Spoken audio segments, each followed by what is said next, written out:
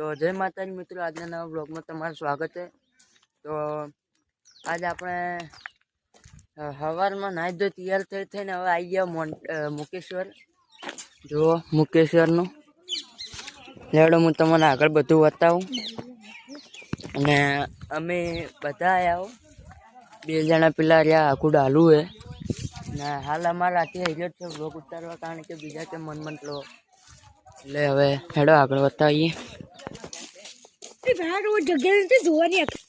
આગળ હેઠે स्कॉर्पियो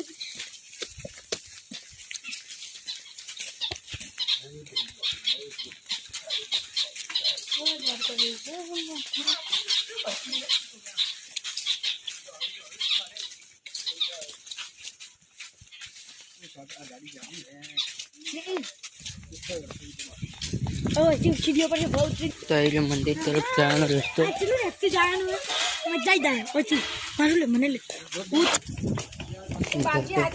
तो नेचा वो उतरीए पकड़ते थे नेचू जानु खासू पहला वो ऊपर है को तो तमन देखा तो जैसे मुकेश्वर डेम आखो जो એટલે હાલ આપણે વિધિ કેન્દ્રમાં બેઠા હો, કારણ કે વિધિ કરીને પછી નેચર ફરવા જવાનું હોય એટલે વિધિ કુલ 2 કલાક એવી હેડશે આપણે।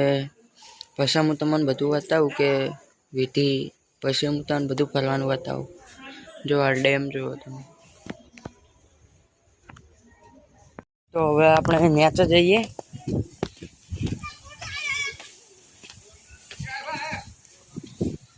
ને બધું બતાવો આપણે નેચર જઈને।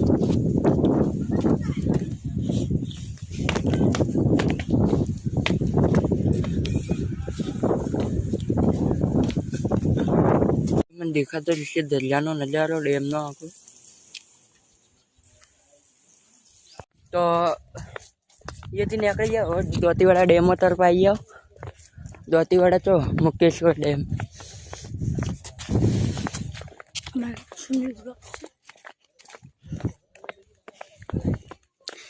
બે હાથે હાથે આગળ ही કરશે।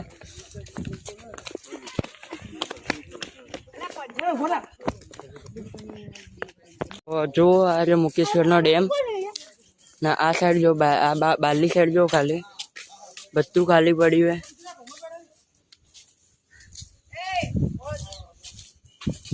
आ साइड घर नारो खोलो नहीं ने आमा का फूल भरेलो मुकेश्वर डेम।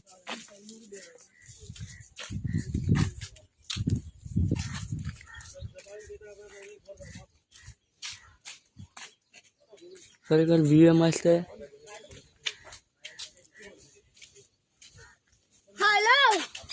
घणो खरू भरेलू है देखाय तमन।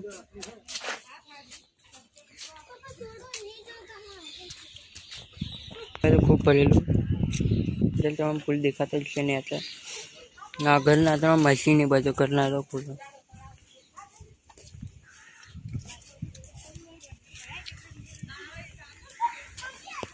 तो હવે આટલા સુધી તો પુલ પટી જાય ને અમે પહાડો હેડો પાછળનું બતાવ્યું, થોડો બગીચો હોય નાનો હવે આ સાઈડનો વ્યૂ બતાવ્યો। હવે આ સાઈડનું જુઓ તમે।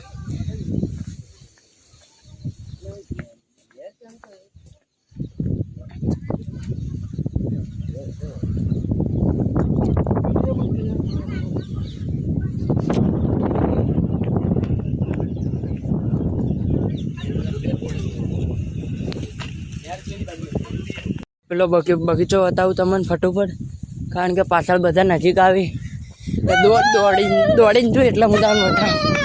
આ બ્લોગની છેલ્લી એન્ડિંગ છેલ્લો દ્રશ્ય। તો હવે આજનો બ્લોગ આપણે આટલે રહેવા દઈએ। તો મળીએ આવતા નવા બ્લોગમાં। જય શ્રી રામ, જય માતાજી, બાય બાય।